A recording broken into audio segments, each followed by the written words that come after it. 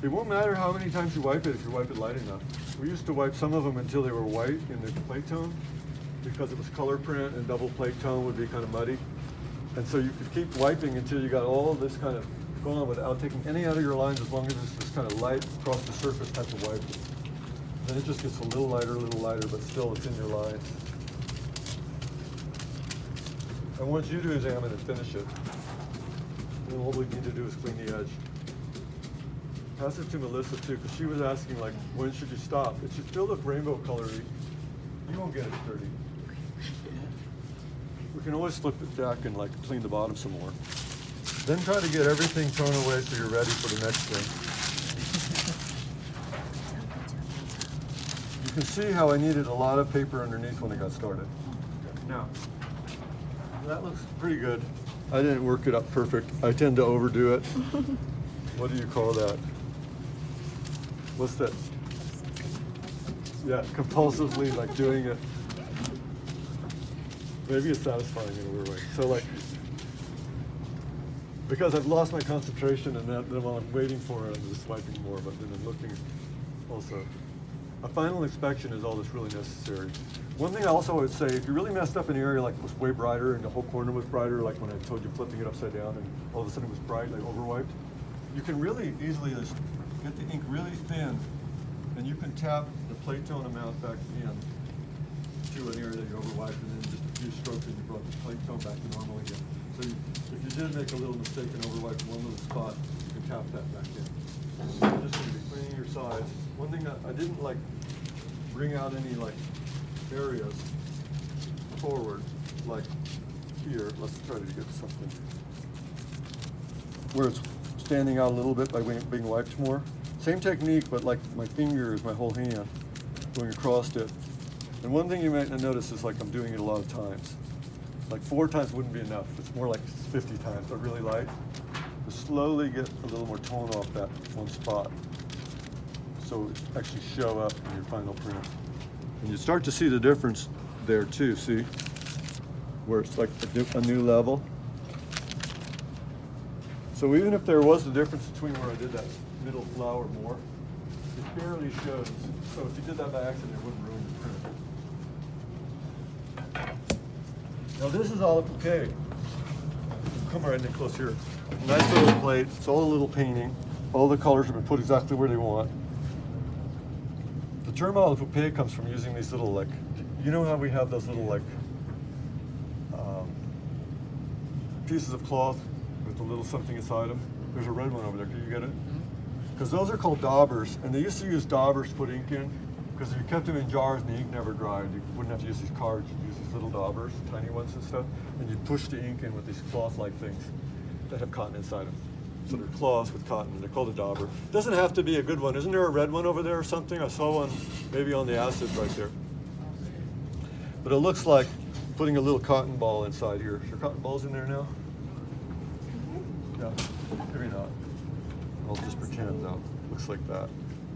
You wrap a little string around it, and they're really tiny ones too. When somebody went to France, or even if somebody was visiting a shop, they saw them inking a plate, and they had like 20 colors out, each with a different dauber.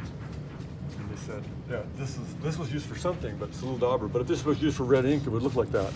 It could be a lot smaller than that too, and still be a dauber. So they had them everywhere, and the guy said, oh, it's like a ballet, because it's like looking at a ballet from the box above. And he said the little dancers, the technique is called the little dancers actually, à la poupe. So that's interesting, isn't it? Like it's stuck. And you wonder if someone from France that named it that. Or... So you have to know about the daubers for it to even make sense. So what I'm going to do here is take a few full pages. They don't have to be yellow pages. I've known some people that inked a wood block so heavy that they could just put paper on it and stand on it, and they'd kind of push down and it would print like an inch thick because it was so thick. We're going to do a little of that. We're actually going to rub this plate, but I don't want to push this ink around like the red gets in the green and the green gets in the red until it turns brown. I want to pretend I'm almost a printing press, and I'm going to print it straight up several times. And some larger plates make really cool monoprints just with this technique, like little paintings. Like on, so they'll take nice Japanese paper to do this even, just because they want the extra prints. It's the type of printmaking. But I want to do this until it's not very thick. I'll probably take 4 at least. We didn't put extra easy wipe because we still want everything normal, but still lift the ink up. See how much background is done? It's almost ready. It makes the risk much less that you're going to mess up your colors, because the color that's printing is really from the bottom of the lines. So that amount of blue that's in the background can't take over the purple that's in the line very easy at all by getting in the front of the line, because it prints like reverses, almost pulling it out of a mold. This is for the color. So that's probably enough of that. It seems like the brown is the most dangerous color. Switching this like I always do. Keep it clean. So that's the color we more carefully wipe. These might even be smaller just so I can see what I'm doing.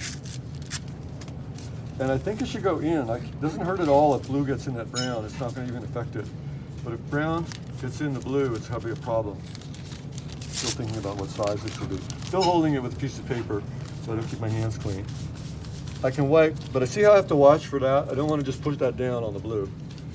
So I'm constantly like, I don't say this, but I'm constantly changing these when I feel like I'm just putting color back on. With wiping that too, I always throw it aside, but it's because it has ink on it already, so why put it back on the plate? Here if I wipe the blue toward the brown, it's not an issue. But if I wipe the brown toward the blue, it is, and also I can't have ink on this thing. I can wipe really short strokes, so I'm not even getting into all that, but when it does come time to finish it up, I'm gonna have to wipe from blue toward brown. In this particular one, I was telling Jamar that it's more of a puzzle, like, well, what would the best thing to wipe this particular plate be? Is it buildings with a blue sky, so the buildings should be wiped toward themselves? And then by the time you wipe the sky, there'll be nothing left to go pushing into the sky.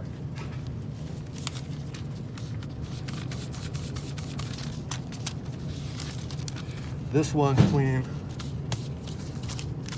so I'm even shifting it each stroke so that I don't go dirty into the blue. Like I said, I probably could fix that by tapping or just change my idea a little bit, like have a blend in the blue or something, because it wouldn't ruin it to have one little touch of color in that. I'm just going to continue to do from the center, get that brown done. It's the one scary color. I didn't have enough of these squares, obviously. I tried to cut some. They might have them where I was sitting or something, like a bunch of little cut squares.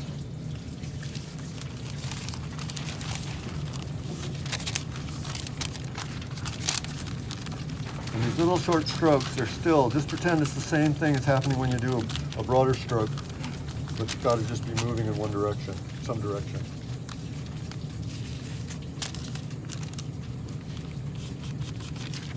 If I'm not to the blue, I don't have to worry about it, but when I finally get to the blue, it's got to be clean paper. You'll be surprised once I'm almost done, it doesn't matter, you can just kind of wipe. Except for, I'm only worried about this blue because the plate tone could change. I got this piece of purple up here.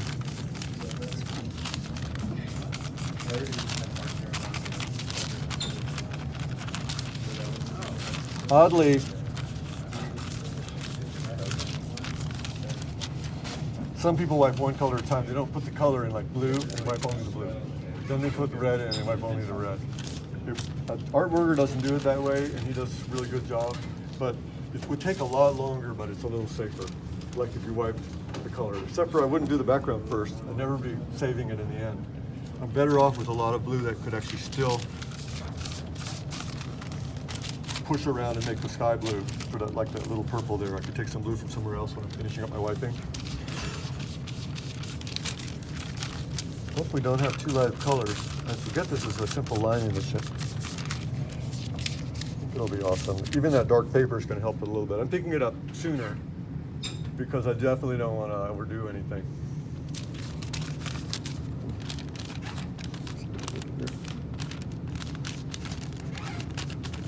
The multicolored flowers are working good. This might be a good excuse to tap in some blue right above, right here. Tap it in like I mentioned. I'll get a little further on and I'll do it to show you.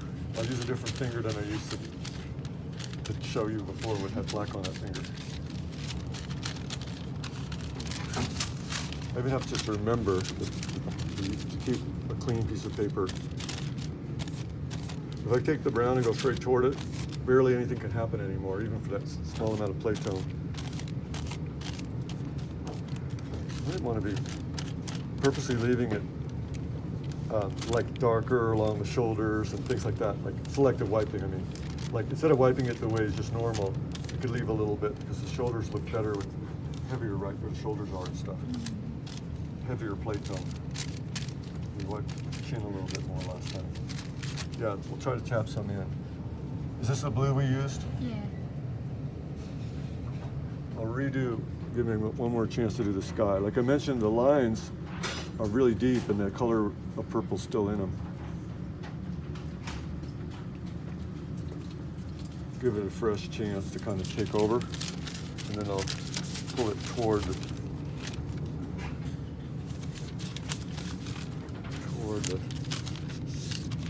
head.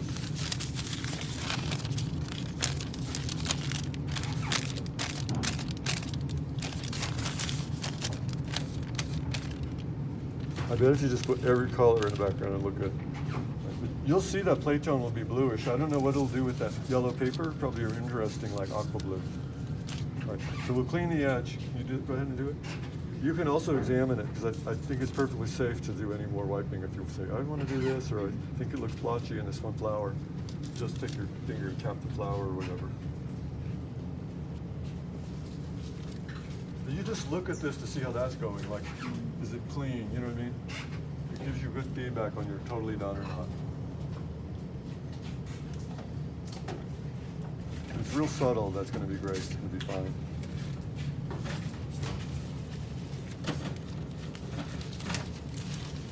Until I refilm this with less paper. Okay, I think it's ready, but I want you to just fuss with it. I'll go over to near the window, get a